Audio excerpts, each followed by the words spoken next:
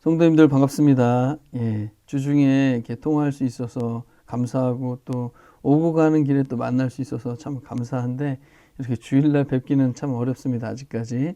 그래도 다행스러운 것은 지금 많이 상황이 호전되고 있어서 우리가 곧 빠른 시간 안에 모여서 예배를 드릴 수 있지 않을까 생각합니다. 그때까지 조금 더 힘내시고 가정 예배 속에서 개인 예배 속에서 하나님 앞에 더 전심으로 나아갈 수 있기를 간절히 기도합니다. 오늘 말씀은 멈춤의 유익이라는 제목으로 빌립보서 1장 12절부터 26절을 보겠습니다.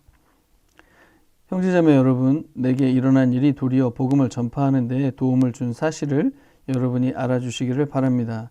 내가 그리스도 안에서 감옥에 갇혔다는 사실이 온 친위대와 그 밖의 모든 사람에게 알려졌습니다. 주님 안에 있는 형제자매 가운데서 많은 사람이 내가 갇혀 있음으로 말미암아 더 확신을 얻어서 하나님의 말씀을 겁없이 더욱 담대하게 전하게 되었습니다. 어떤 사람들은 시기하고 다투면서 그리스도를 전하고 어떤 사람들은 좋은 뜻으로 전합니다. 좋은 뜻으로 전하는 사람들은 내가 복음을 변호하기 위하여 세우심을 받았다는 것을 알고서 사랑으로 그리스도를 전하지만 시기하고 다투면서 하는 사람들은 경쟁심으로 곧 불순한 동기에서 그리스도를 전합니다. 그들은 나의 감옥 생활에 괴로움을 더하게 하려는 생각을 품고 있습니다. 그렇지만 어떻습니까? 거짓된 마음으로 하든지 참된 마음으로 하든지 어떤 식으로 하든지 결국 그리스도가 전해지는 것입니다. 나는 그것을 기뻐합니다. 앞으로도 또한 기뻐할 것입니다. 나는 여러분의 기도와 예수 그리스도의 영의 도우심으로 내가 풀려나리라는 것을 압니다. 나의 간절한 기대와 희망은 내가 아무 일에도 부끄러움을 당하지 않고 온전히 담대해져서 살든지 죽든지 전과 같이 지금도 내 몸에서 그리스도께서 존귀함을 받으시리라는 것입니다. 나에게는 사는 것이 그리스도이시니 죽는 것도 유익합니다. 그러나 육신을 입고 살아가는 것이 나에게 보람된 일이면 내가 어느 쪽을 택해야 할지 모르겠습니다. 나는 이 둘 사이에 끼어 있습니다. 내가 원하는 것은 세상을 떠나서 그리스도와 함께 있는 것입니다. 그것이 훨씬 더 나으나 내가 육신으로 남아있는 것이 여러분에게는 더 필요한 것입니다. 나는 이렇게 확신하기 때문에 여러분의 발전과 믿음의 기쁨을 더하기 위하여 여러분 모두와 함께 머물러 있어야 할 것으로 압니다. 내가 다시 여러분에게로 가면 여러분의 자랑거리가 그리스도 예수 안에서 나 때문에 더 많아질 것입니다. 아멘. 길을 가다가 이런 멈춤 표시가 있으면 이제 차를 멈추고 기다려야 됩니다. 우리 인생에서는 이런 멈춤 사인이 여러 가지 기회에 들어오게 되죠. 어떤 경우에는 열심히 활동하다가 갑자기 입대를 해야 되는 사람도 있고, 열심히 일하다가 갑자기 실직을 하는 경우도 있고, 갑자기 건강에 문제가 생기기도 하고, 갑자기 관계에 문제가 생기기도 하고, 또는 갑자기 이런저런 경제적인 위기나 다양한 어떤 문제들로 우리가 일상을 살아가는 것이 멈추게 됩니다. 지금 우리가 모여서 예배드리는 것도 사실은 지금 멈춤 상태에 있는 것이죠. 이 멈춤 상태는 우리에게 기본적으로 어려움과 고통의 시간이기도 합니다. 그래서 성경에서는 이런 어려움들을 광야로 많이 이야기했습니다. 광야로 나가면 아무도 없습니다. 그래서 외롭죠. 그리고 먹을 것도 부족하죠. 마실 것도 부족하죠. 그리고 환경 자체가 너무 악조건이기 때문에 살기가 되게 힘들고 불평이 찾아오고 고통의 시간입니다. 언제 끝날지도 모릅니다. 그렇기 때문에 광야는 우리 인생에서 사실은 피하고 싶은 일입니다. 그런데도 피할 수가 없는 일이죠. 바울의 경우도 멈춰야 될 때가 있었습니다. 바울에게 그것은 광야였는데 그것은 다름 아닌 바울의 투옥이었습니다. 감옥에 갇혔습니다. 아무로 누구를 만나는 것도 간단치가 않고 뭔가 예배하는 것도 누구에게 복음을 전하는 것도 그리고 누구를 양육하는 것도 모든 사역의 어떤 제로점에 도달하게 되었습니다. 아마 굉장히 어려운 시간이 되었을 것입니다. 그래서 오늘 이 빌립보서는 바로 감옥에서 쓴 성경입니다. 빌립보와 바울과의 관계를 잠깐 보면 2차 전도여행 시에 마게도냐 첫 도시였던 빌립보를 바울이 방문하게 되죠. 거기서 자주 옷감 장사라는 루디아를 만나서 베이스 캠프가 됐고 귀신 들려 점치는 여종을 고치면서 옥에 갇히게 되죠. 그러다 이제 밤에 찬양하고 기도하는 중에 지진이 나고 이제 바울을 묶고 있었던 감옥이 다 풀려나게 되겠죠. 그 간수가 그걸 보고 자결을 하려고 하다가 바울로 인해서 멈추고 이제 회심을 하게 되죠. 그리고 온 가족이 구원을 받게 되는 사건이 있죠. 그리고 이제 모든 시간이 지나서 선교 여행을 끝난 다음에 이제 바울은 로마에서 투옥을 당하고 이때 바로 옥중서신을 썼다는 것이죠. 그 중에 옥중서신 중에 하나가 바로 빌립보서입니다. 그래서 빌립보서는 기본적으로 이 감옥에서 모든 것이 멈춰진 상황에서 쓴 것이죠. 그런데 감옥에서 썼다고 믿기가 되게 어려울 정도로 이 예배, 만남, 전도, 사역 모든 것이 멈추게 된 이 상황에서 절망 대신 기쁨과 감사가 가득한 바울이라는 것을 이 빌립보서를 읽어보면 우리가 잘 아실 것입니다. 굉장히 많은 이 기쁨이란 단어가 등장하게 됩니다. 나는 기쁘다. 너희들이 기뻐했으면 좋겠다. 다시 말하는데 기뻐했으면 좋겠다. 이런 이야기가 막 반복이 되는 것이죠. 생각보다 이 멈춰져서 모두가 다 고난의 시기라고 말하고 광야라고 말할 수 있는 그런 시기에 바울은 어떻게 이런 삶을 살고 있는가? 도대체 감옥 안에서 무엇을 경험하고 있는가 하는 것이 궁금해지게 됩니다. 그래서 이 강제로 멈춰지게 된 이 상황에서 바울에게 일어난 것은 무엇이었을까 하는 것입니다.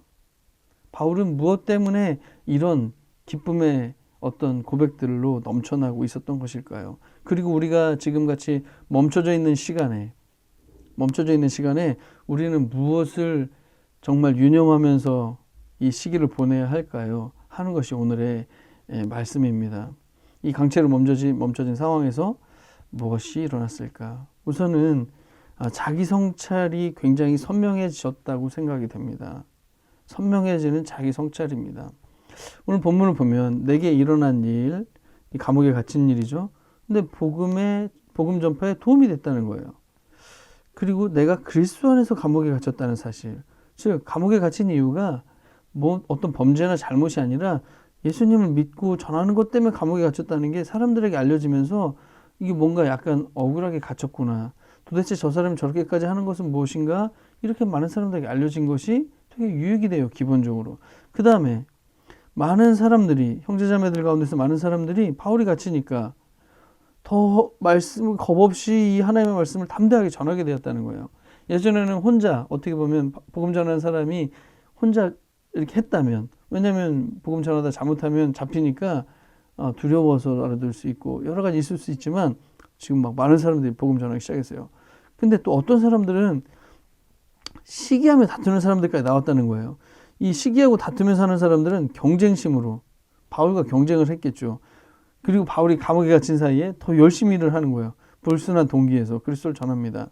그래서 나의 감옥 생활에 괴로움을 더하게 하려는 생각으로 지금 바울은 지금 멈춰 있는데 우리는 이때 많은 성과를 내야지 해가지고 막 경쟁심으로 바울 그러면 얼마나 배 아플까 이런 생각을 하면서 복음을 전하는 사람들 막 나타났다는 거예요. 그래서 결과적으로 나에게 일어난 일이 복음 전파하는 일에 되게 도움이 됐다는 사실이 발생이 된 것이죠. 참 신기합니다. 내가 갇혀 있어도 멈춰 있는데도 멈춰지지 않는 하나님의 복음. 되게 좋을 것 같잖아요. 원래 이래야 되는 건 맞죠.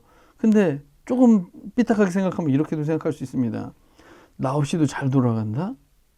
아니 내가 여기에 핵심 인물이었는데, 내가 여기에 주류였는데, 아니 내가 잠깐 빠졌는데 어떻게 더 잘 돌아가? 더 잘 돼. 그 사람이 빠졌더니 더 잘 돼. 이게 아무리 하나님의 일이어도 과연 기뻐할 수 있을까 하는 것이죠. 이때 선명하게 드러나는 것이 바로 우리의 현주소입니다. 이때 우리의 마음이 어떠한가를 살펴봐야 되는 것이죠.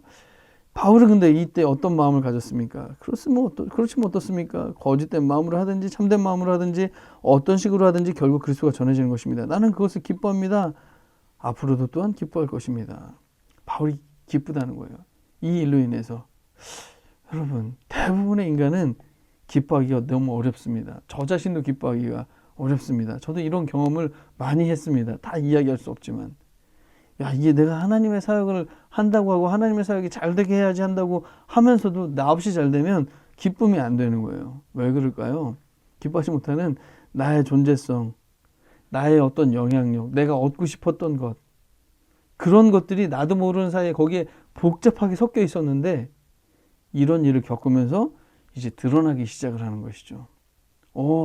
여태까지 하나님의 사역이 잘 되는 것이 되게 기뻤는데 그게 하나님 때문에 기쁜 게 아니라 그 일이 진행되면서 나도 드러나기 때문에 기뻐했다는 거를 이제서야 깨닫는 것이죠. 멈춰서야지만 이런 게 보이기 시작을 해요.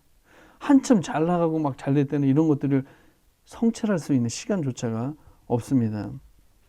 근데 성찰이라는 건 뭐냐면 내가 이런 인간이라는 것, 이렇게 하나님을 기만할 수 있는 죄인이라는 것을 발견하는 것이 진정한 성찰이에요. 하나님을 기만한다는 게 뭘까요? 네, 하나님께 정말 하나님 사랑합니다. 하나님 예배합니다. 하나님께 영광되게 합니다. 이렇게 말은 그렇게 하는데 속으로는 다 내 실속을 차리고 있는 이런 것이 하나님께는 기만이라는 것이죠. 이런 것들이 성찰되는 시간이 된다는 것이죠. 그래서 성찰이 반복될 때 성숙해져 갑니다. 여러분, 바울이 이런 상황임에도 불구하고 기뻐한다는 건요, 굉장히 성숙해져 갔다는 거예요. 성숙한 존재로 되었다는 것을 의미해요. 성찰하지 않으면 어떻게 될까요? 괴물이 되어져 버려요. 괴물. 그래서 오늘 본문에도 이 두 종류의 사람이 나오잖아요. 좋은 뜻으로 전하는 사람, 시기하면서 다투면서 하는 사람들, 경쟁심으로 불순한 동기로 바울을 괴롭히려고, 이런 사람들이 바로 괴물인 거예요. 열심히 해요. 얼마나 열심히 할까? 이런 사람들은 경쟁심으로 평소보다 더 많이 할 수 있겠죠. 막 너무 헌신해요. 너무 뜨거워요. 열정이 가득해요. 근데 이들 속에 이런 속마음이 있는 것에 대한 자기 성찰이 없기 때문에 결국 다른 사람들을 파괴시키기도 하고 상처를 받는 사람들을 많이 만들어내기도 하고, 그리고 결국에 나중에는 자기조차도 망가뜨리는 일이 벌어져요. 이게 괴물이에요. 이런 것들이 언제 성찰이 시작될까요? 멈출 때 성찰이 시작이 돼요. 그 위치에서, 그 멈추지 않는 그 상황에서 막 돌아가고 있을 때는요, 절대 돌아보기가 어려운 존재라는 거예요. 우리 존재 자체가. 세례 요한은 이런 고백을 해요. 그는 흥해야 하고 나는 쇠하여야 한다. 세례 요한은 예수님보다 먼저 태어나서 먼저 사역을 시작한 사람이죠. 태어날 때부터 아주 신기한 어떤 표적을 그 주변 사람들에게 보여주었습니다. 아버지가 말을 못하게 되는 일이 벌어지면서, 그래서 여기에는 뭔가 특별한 선지자가 태어나는구나, 하나님의 뭔가 오랜 침묵 속에서 뭔가 위대한 일이 시작되나 보다 하고 주목받고 태어난 아이가 요한이에요. 근데 요한이 예수님이 등장하면서 뭐라고 말하냐면, 예수님은 흥해야 되고 나는 쇠해야 된다고 이렇게 고백을 하게 돼요. 이게 위대한 고백인 거예요. 자기 성찰이 정말 잘 된 거예요. 나는 그리스도의 길을 예비하는 사람이지 그리스도가 아니야. 이 자기 성찰이 되는 고백인 거죠. 바울도 디모데후서에서도 비슷한 이런 얘기가, 나는 이 복음 때문에 고난을 당하며 죄수처럼 매여 있으나 하나님의 말씀은 매여 있지 않습니다. 오늘 본문과 비슷한 맥락이죠. 내가 고난을 당하던, 죄수처럼 매여 있던, 내가 죽임을 당하던, 그런 거 다 상관없다는 거예요. 말씀이 매이지 않으면 그건 기쁨이라는 거예요. 좋은 일이라는 거예요. 이게 성찰된 사람들의 고백 속에서 나오게 돼요. 그래서 우리도 이 복잡함 속에 있거든요. 하나님의 어떤 기쁨, 하나님의 사역, 나의 어떤 즐거움과 내 만족, 이것이 복잡하게 되어져 있는데, 그런 존재라는 것이 이럴 때, 멈출 때 드러난다는 것입니다. 그래서 멈춤은 성찰의 기회를 갖게 해서 나를 비우고 나를 넘어서게 하는 굉장한 유익과 축복의 시간이 되고 있습니다. 여러분, 우린 다양한 형태로 멈추게 됩니다. 이렇게 코로나 때문에 우리가 예배를 모이지 못하는 것도 멈춤이고요. 그리고 어떤 관계의 문제가 생기는 것도 멈춤이고요. 또는 어떤 건강에 어려움이 생기는 부분들도 사실은 멈춤이고요. 다양한 문제, 모든 것들 우리에게는 멈춤의 시간입니다. 이 멈춤의 시간이 그냥 어려움의 시간으로만 끝나는 것이 아니라 우리의 어떤 속사람을 더 살피면서 새롭게 성장하고 성숙해가는 그런 계기가 만들어진다고 믿습니다. 두 번째는 강제로 멈춰진 상황에서 일어나는 게 선명해지는 자기 성찰이면서, 또 두 번째는 명확해지는 간절한 기대이기도 합니다. 간절한 기대도 명확해진다는 거예요. 나의 간절한 기대와 희망은 내가 아무 일에도 부끄러움을 당하지 않고 온전히 담대해져서 살든지 죽든지 전과 같이 지금도 내 몸에서 그리스도께서 존귀함을 받으시리라는 것입니다. 나에게는 사는 것이 그리스도이시니 죽는 것도 유익합니다. 이런 고백을 해요. 나의 간절한 기대와 희망은 이런 얘기를 합니다. 자기 성찰을 통해서 나를 내려놓았을 때, 심지어 감옥에서 죽을 수도 있다는 생각이 찾아왔을 때 사도 바울에게 이런 고백이 나오게 돼요. 오늘 읽은 본문이 조금 살짝 어려울 수도 있는데, 부끄러움을 당하지 않고 온전해져서 담대해져서 살든지 죽든지 내 몸에서 그리스도께서 존귀함을 받으시리라는 것, 도대체 이게 뭘까요? 다른 성경을 몇 개를 찾아봤습니다. 이 메시지 성경에서 보니까 이 감옥에서 나에게 일어나는 모든 것이 단지 뭘 섬기냐면 그리스도께서 더 정확하게 알려지게 되는 것으로 섬기게 되면 좋겠다는 거예요. 내가 죽든지 살든지. 그러니까 지금 바울의 간절한 기대와 소망은 그냥 단순히 그리스도께서 존귀함을 받는 게 아니라 지금 특별히 감옥에 갇혀 있는 상황, 심지어는 죽을 수도 있다고 생각하는 이런 상황에서 어떤 일이 지금 간절해지냐면 그리스도가 더 정확하게 알려지게 되는 것을 희망하고 있다는 사실이에요. 또 공동번역은 살든지 죽든지 나의 생활을 통해 그리스도의 영광을 드러내는 것이라고 표현을 해요. 또 쉬운 성경은 어떤 상황에서도 그리스도를 배신하지 않을 것을 그런 소망한다고 이야기를 해요. 그러니까 지금 이렇게 종합해서 보면 사도 바울은 심지어 어떤 것까지 염려했냐면 너무 고통스러운 박해가 와서 추한 모습, 그리스도를 부인하는 모습, 그런 것들을 보임으로 인해서 하나님의 영광을 가리우고 그럴 수도 있는 상황까지 혹시 염두한 것이 아닌가 싶을 정도로 그런 고민을 했어요. 그래서 내가 배신하지 않기를, 예수 그리스도를 조금 더 하나님께 영광되기를, 내 몸에서 그리스도가 좀 존귀하게 되기를, 그런 것들을 구했다는 사실이에요. 여러분 약간 믿어지세요? 사도 바울이 그렇게 헌신적이고 열정적으로 복음을 전했던 이 사도 바울이 어느 순간 너무 고통스러운 상황이 와서 예수를 부인할 걸 염려해야 된다? 또는 정말 영광스럽지 못하게 어떤 행동을 함을 통해서 하나님께 누가 될 수 있다는 거, 그런 걸 염려했다는 게 사실은 믿어지지 않을 정도예요.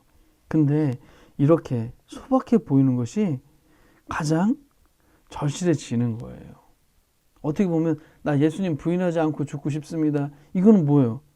당연히 할 수 있을 것 같잖아요. 당연히 누가 예수님 부인할 것 같아요 라고 생각하지만 이렇게 멈춤의 순간에서는 하나님 정말 제가 하나님 원망하지 않고 죽게 해주세요. 부인하지 않고 살게 해주세요. 이렇게 아주 사소한 것이, 소박해 보이는 것이 가장 중요하고 절실한 문제가 된다는 사실이에요. 제가 얼마 전에 어떤 기사를 읽었는데 큰 교통사고를 당했던 한 가수 이야기가 나오더라고요. 보통 가수들은 여기저기 많은 행사를 다니고 그러다 보니까 되게 빨리 달리잖아요. 고속도로나 이런 데서. 그래서 이 사람이 사고를 당했어요. 그러면서 사고 당하는 순간에 이 하반신 마비가 왔대요. 그러면서 이 사람에게 가장 간절했던 게 뭐냐면 제발 10년이 걸려도 좋고 20년이 걸려도 좋으니까 두 발로 걸을 수 있게만 해달라고 그 속에서 그렇게 간절해지더라는 거예요. 다행히 지금 나아서 이렇게 생활을 할 수 있는데 그때 그런 고백들이 도대체 산다는 게 뭔가, 이런 고백들을 하면서 지금 많이 삶의 패턴이 달라졌다는 얘기를 하더라고요. 그럼 이런 멈춤의 사건이 오면 굉장히 사소한 것, 그냥 두 발로 걸을 수 있다는 것, 그것 하나만으로도 되게 간절해지는 것이죠. 여러분, 많은 목사님들이 저를 포함해서 젊을 때는 굉장한 거창한 꿈과 목표를 가진 상태로 출발하게 됩니다. 나는 이런 사역을 하나님 위해서 위대하게 할 거야. 이런 고백들을 많이 하게 되죠. 또 이런 것이 없으면 또 잘 하지도 못하죠. 근데 시간이 가면서 어떤 고민들로 더 절실해지냐면, 변질되지 않고 피니시 웰만 잘할 수 있어도, 인생의 마무리를 정말로 변질되지 않고 타락하지 않고 순전하게 하나님을 잘 믿는 어떤 그런 신앙을 유지하고 가는 것만도 너무 간절해지는 것이죠. 여러분, 우리에게 굉장히 존경을 받으시는 한경직 목사님이 목사님들한테 이런 말을 하셨대요. 목사님들 예수 잘 믿으세요. 이런 말을 하셨대요. 와, 굉장하지 않으세요? 이 목사님들이 예수님을 못 믿을 수는 없잖아요. 너무 당연한 거잖아요. 예수님 잘 믿을 것 같잖아요. 근데 예수님 잘 믿는 것 자체가 그렇게 간절하게 구해야 될 어떻게 보면 되게 사소해 보이는 것 같지만 가장 절실한 문제가 되는 것이거든요. 그래서 자기 영광, 자기 만족, 자기 숭배가 아닌 어떻게 보면 평생 예배자로 살아갈 수만 있다면 그것만으로도 너무 가불할 수 있다고 생각할 수 있는 거예요. 하나님, 제가 평생 다른 건 다 못해도 매일매일 성경 한 장씩이라도 읽게 해주십시오. 하나님, 제가 평생 예배자로만 살게, 그런 것만도 정말 허락되면 너무 좋을 것 같습니다. 이런 거라는 것이죠. 그래서 이런 멈춤의 시간이 오면 정말로 간절해지는 게 무엇인지 가장 중요한 것에 집중할 수 있는 그런 기회가 만들어진다는 것이죠. 그래서 멈춤은 화려하고 멋있고 중요해 보였던 모든 것들을 제거하고요, 가장 중요한 본질을 추구하게 해요. 여러분, 어떤 사소함이 절실해지고 있으세요? 이 멈춤의 시간에 때때로 우리는 정말 누구누구와 밥이라도 한 끼 먹을 걸, 내가 우리 아이들에게 이런 말이라도 한마디 더 해줄 걸, 때때로는 이런 사소함이 굉장히 절실해지거든요. 그래서 우리가 이 멈춤의 이 시간 속에서 정말 하나님, 정말 저희가 정말 예배 한 번이라도 잘 드릴 수 있는 존재가 되게 해주십시오. 이런 고백들이 좀 나오게 되지 않나 싶습니다. 마지막으로 강제로 멈춰진 상황에서 일어나는 것이 자기 성찰이 선명해지고 간절한 기대가 뭔지 명확해지고요. 마지막으로는 삶의 의미가 되게 단순해지게 되는 것 같아요. 바울이 나는 이 둘 사이에 끼어 있다고 그래요. 둘은 뭐냐면 세상을 떠나서 그리스도와 함께 있고 싶은 것.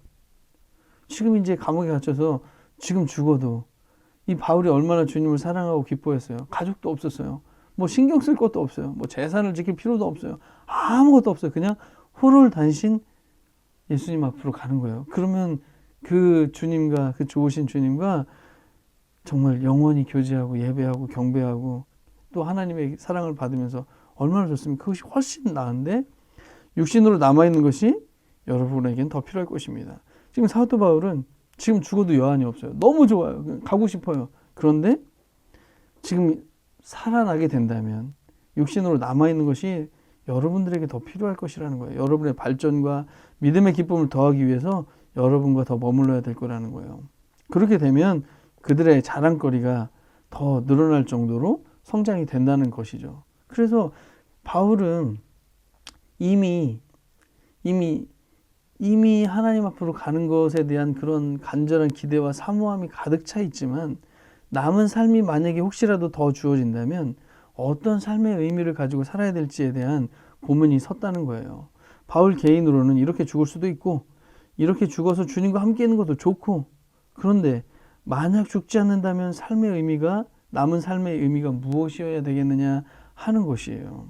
그게 25절에는 여러분의 발전과 여러분의 기쁨과 유익을 위해서 나는 사는 것이 의미가 있다는 것이에요. 다른 것은 의미를 어디서도 찾을 수가 없어요. 여기 사람들이었어요. 그래서 사람, 이웃, 세상, 사람들의 생명과 영혼, 이런 것들이 가장 남은 삶을 살아가는 어떤 의미로 자리 잡게 되었다는 사실을 보여주고 있습니다. 그럼 어떻게 이런 류의 삶이 가능할까요? 그것이 다른 거 아무것도 없이 그리스도 예수인데, 이게 어디에 나오냐면 예수 2장, 우리가 1장을 읽었는데 2장에 예수님에 대한 이 표현들이 이렇게 나와요. 그는 하나님의 모습이고 하나님과 동등함을 당연하게 생각하지 않으시고 자기를 비워서 종의 모습을 취하셨고 사람과 같이 되셨고 사람의 모양으로 나타나셨고 자기를 낮추시고 십자가에 죽기까지 하시고, 이렇게 예수 그리스도의 등장이 나와요. 예수님은 하나님의 모습을 가지신 분이었어요. 근데 거기서 내려와서 당연하게 생각하지 않고 종이 됐어요. 사람같이 됐어요. 심지어 사람의 모양으로 나타났어요. 자기를 낮추셔서 죽기까지 하셨어요. 예수님의 삶의 의미가 뭐였어요? 바로 이것이었어요. 무엇을 위해서?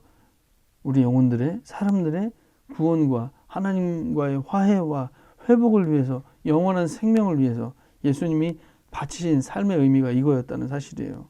그래서 예수 그리스도의 은혜, 기쁨의 섬김, 낮추심, 그 어떤 희생, 자원한 희생, 이런 것들이 바울에게 깊이 남아 있어서 그 은혜를 맛본 바울도 어때요?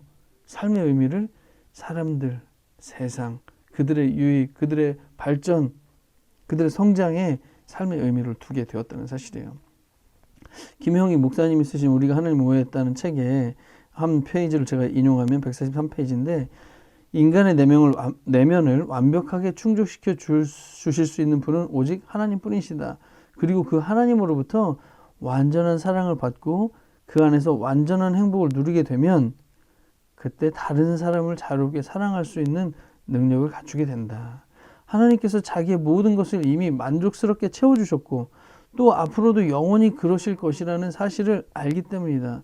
그는 더 이상 자신을 위해 살거나 자기를 사랑하기 위해서 남을 사랑할 이유가 없다. 그런 얘기를 쓰셨어요. 그래서 이 하나님의 사랑을, 하나님의 본체셨으나 하나님과 같은 모습이셨으나 종으로 십자가까지, 사람이 되셔서 십자가까지 지신 그 그리스도의 사랑을 충분히 맛보게 되고 누리게 되면 다른 사람들을 자유롭게 사랑할 수 있는 능력, 이 다른 사람들을 섬기는 것이 어떤 삶의 의미가 되게 하는 그런 일이 가능해진다는 것을 이야기를 하거든요. 바울이 지금 바로 그런 상태로 간 것이고 또 우리도 그런 기대를 하게 됐죠. 그래서 신앙과 관계없이도 이 생명의 가치에 삶의 의미를 두는 사람들이 많이 있습니다. 여러분, 당연히 신앙을 가진 하나님의 사랑을 맛본 사람들은 어떻게 보면 이웃에 대한 개념들을 다 가지고 있어요. 아, 내가 나 혼자만 이렇게 잘 지내면 안 되는데, 내 주변도 돌봐야지 되는데 하는 그런 기대가 있는데, 신앙이 없는 사람들도 이렇게 된다는 사실이에요. 이번에 우리가 의미 있는 삶의 의미 있는 삶을 선택한 영웅들을 제가 최근에 뽑아보자면 바로 이런 분들이에요. 이런 분들, 대구에 의료진이 부족해서 요청이 왔을 때 여기에 수많은 수백 명의 의사 선생님들, 간호사 선생님들, 또 119 구급대원 여러분들, 많은 분들이 가셔서 생명을 걸고 사투를 벌이잖아요. 이분들 중에 크리스찬들도 계시겠지만 크리스찬이 아니신 분들도 가셔서 굉장히 의미 있는 활동들을 하셔서 이 사태를 잠잠하게 만드시잖아요. 도대체 이분들, 만약에 교회도 안 다니시고 어떤 이런 하나님의 사랑에 감사와 은혜가 없는데도 불구하고 이런 삶을 선택하신 분들, 이 무명의 영웅들, 도대체 이분들 속에서는 뭐가 작동됐을까? 정말 이게 궁금하거든요. 그냥 내가 어떤 의사 선서를 했기 때문에, 어떤 간호사 선서를 했기 때문에, 어떤 그런 직업적 사명 때문에 그렇게 설명이 다 될 수 있을까요? 이분들은 알게 모르게, 뭔지 모르겠지만 뭔가 이타적인 생각을 하고 어떤 위기에 처한 사람들에 대한 어떤 마음의 부담을 느끼고 그래서 이런 선택들을 막 하잖아요. 그리스도인이든 아니든. 어떻게 보면 그리스도인은 훨씬 더 이런 분들보다도 훨씬 더 세상과 이웃과 또는 이 땅에 일어나고 있는 불의와 또는 아픔들과 이런 것들에 훨씬 더 많은 공감을 하고 거기에 우리의 삶의 의미를 두고 해야 될 사람들인데 정말 그러지 못한 거 아닌가, 그런 안타까움이 제 속에서 많이 돌아왔습니다. 그래서 저는 우리가 또는 교회가 정말 사람의 생명에 가치를 두는 집단인지 돌아보는 시간을 가지게 됐어요. 이 사람들은 지금 아무 이유 없이 나가서 이런 사투를 벌이고 있는 중에 우리는 왜 못 모이게 하냐, 뭐 종교를 탄압하냐, 사실은 이런 이야기들을 막 하고 있는 모습들이 어떻게 보면 너무 너무 약간 좀 부끄럽다고 할까요? 그런 생각이 좀 들었습니다.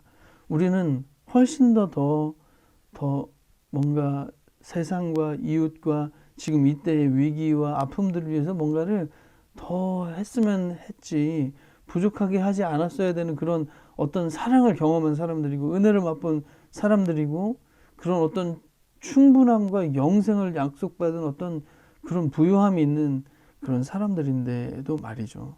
그래서 사실은 정말 저 자신도 뭐를 정말 인생의 의미를 두고 살아가는 것일까, 그런 성찰의 시간들이 좀 되었다고 고백할 수 있을 것 같습니다. 그래서 멈춤은 우리가 살아가는 삶의 의미를 돌아보게 합니다. 어떤 의미에 지금 우리가 헌신하고 살고 있는가 정말 돌아보게 되면서 반성하게 되었습니다. 정리를 하자면 그렇습니다. 강제로 멈춰진 상황에서 우리는 선명해집니다. 자기 성찰이. 그리고 우리의 기대가 무엇인지 되게 사소해 보이지만 명확해집니다. 허황된 것의 기대가 사라지고요. 그리고 우리에게 남은 인생에 대한 삶의 의미가 무엇인지 아주 단순해지는 것을 보게 됩니다. 그래서 저희가 이때 이런 부분들에 대한 성찰이 잘 일어나서 정말 성숙하고 주님 닮은 인격의 어떤 그런 열매들로 섬길 수 있는 우리가 되었으면 너무 좋겠다 싶고, 조금 더 이때를 세상을 돌아보고 위로하고 격려할 수 있는 우리 성도님들 되시기를 간절히 기도하게 됩니다. 우리 같이 기도하겠습니다. 하나님 아버지, 정말 고맙습니다. 저희들에게 일어나고 있는 많은 일들, 우리는 다 이해할 수 없고 우리는 다 해석되지 않는 어려움들 속에, 멈춤의 시간들 속에, 다양한 멈춤의 기회 속에 저희들이 노출되어 있습니다. 하나님, 너무 고통스럽고 어렵고 회피하고 싶지만 하나님, 저희들에게 이것을 허락하신 것을 기억하면서 잠잠히 우리 자기 자신을 성찰해 보게 됩니다. 우리가 기대하고 살았던 것이 무엇인지 돌아보게 됩니다. 우리가 의미를 두고 살았던 것이 무엇인지 돌아보게 됩니다. 하나님, 이 광야의 시간들을 잘 보내서 잘 졸업해서 정말 꼭 얻어야 될 것들, 꼭 정리해야 될 것들, 꼭 회복해야 될 것들을 잘 회복하는 그런 성장의 시간이 될 수 있도록, 성숙의 시간이 될 수 있도록 축복해 주시옵소서. 고맙습니다. 예수님의 이름으로 기도드립니다. 아멘.